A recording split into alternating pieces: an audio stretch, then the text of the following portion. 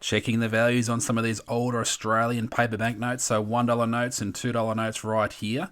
Use the Renniks Australian Coin and Banknote Values book. So we'll jump into this book and we'll have a look at those banknotes. So we'll turn to the right page. So this page here has the $1 notes. These ones from 1966 to 1974 on this page. And then on this page over here from 1974 to 1984. So there's a number of different signatures on the notes and they determine what year the notes were made. So to work out what year they were produced, you need to look at the signatures. So let's grab one here and we'll get into it.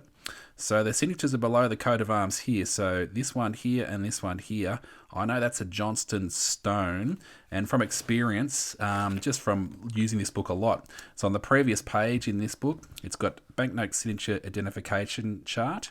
So all the different signatures that have appeared on the banknotes over the years, and then you can look at them and then you can read underneath what those signatures are. So I know that's a Johnston and a stone that's on these $1 notes, those two signatures there. So let's have a look.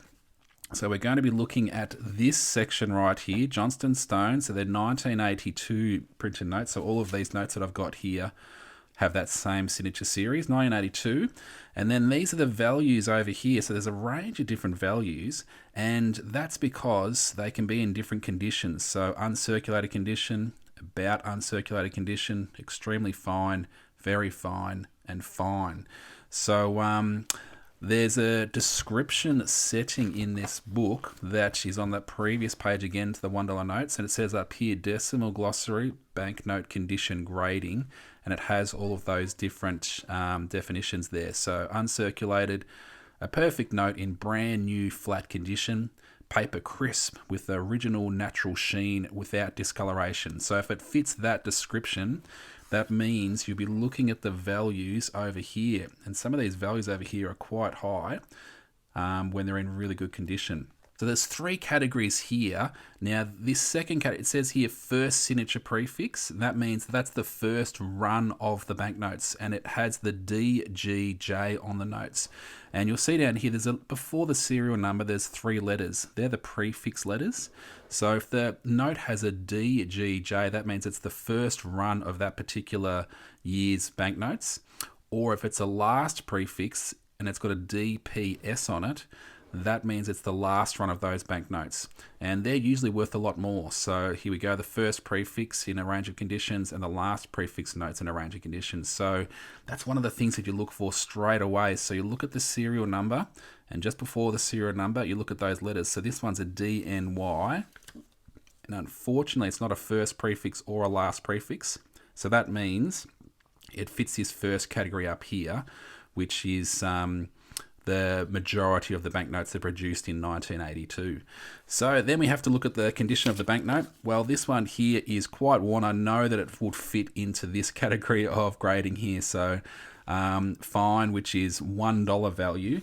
Now, having said that, this book value, just as a bit of a guide, these banknotes, people like to have these sorts of banknotes, or collectors like to have something that's a bit of a memory from the past. So even in pretty rough condition like this one here, you'll be able to sell it for a little bit more, probably between $2 and $3 for a note in this condition if you're looking at selling it, because the time and effort you go into putting photos and your listing and all that sort of stuff, if you're putting it on eBay, your description and everything, so a bit of time involved in doing it. So if you're going to sell them, you'd sell it for a little bit more than $1 in this condition probably, and just see if anyone is interested in buying them. So this one again here, same sort of condition, but we'll check those prefix letters just to see if it might be a first or last prefix, because if it is, it'd be worth more than what's listed in the book here in that first category. So DLU, not DLU.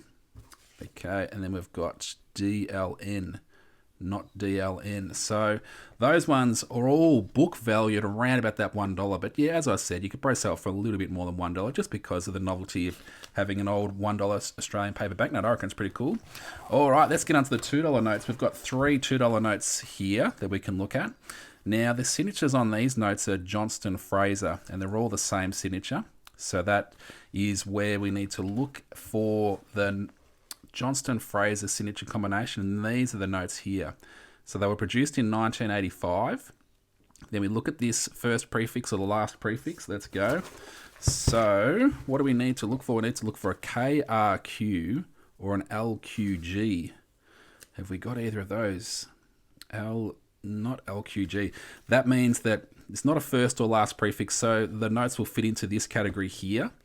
Now, I know in this condition, they're all pretty much that same fine condition, about $3 sort of value is the book value on these notes. So again, you might be able to sell for a little bit more than $3 just because if you've got any of these, then they're pretty hard to come by. You can't find them readily. So if you're going to look at selling them to people, you could probably sell them for a little bit more than that. In that range there. But ideally what you're looking for is to hopefully try and find one of these first or last prefix, or even some of these older banknotes. So the $2 notes were produced over a number of different years, and look at some of these values, like $11,750 if you can find one of those. And these conditions, if you find them in better condition, or you've got them in better condition, then the values can be a lot higher. So it's definitely worth checking out the condition grading. Look at these definitions in this book of your notes, so you can work out roughly where they fit, and then you can check out the prices. So this book is really good actually. So all the different banknotes across the years, even the current banknotes, the plastic ones that we use. This is a Federation note. They're worth up to $35 in perfect condition. So yeah, this book here is a really good reference book to look for. Renniks Australian Coin and Banknote Values. I've got it linked, so you can check that out if you want to, from Renniks, the people who make the book. And yeah, I do like the old paper banknotes.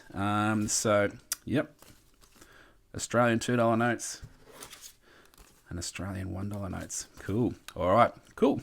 Have a good one.